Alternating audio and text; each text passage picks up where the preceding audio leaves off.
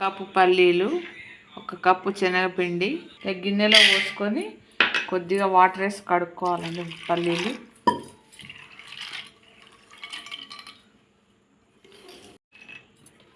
వాటర్లో కడిగి ఇలా తీసి పెట్టుకోవాలి. శనగపిండి,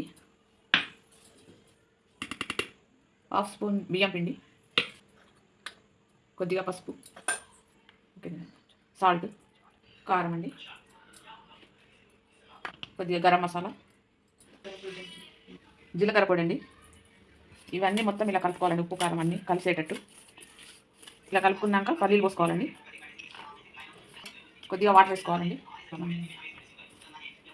ఇలా కలుపుకోవాలండి. అన్నీ చిన్న చిన్నగా వేసుకోవాలండి. లో ఫ్లేమ్లో పెట్టుకొని బాగా కలర్ వచ్చేంత వరకు కాల్చుకోవాలండి. ఇలా కలర్ వచ్చాక తీసుకోవాలండి.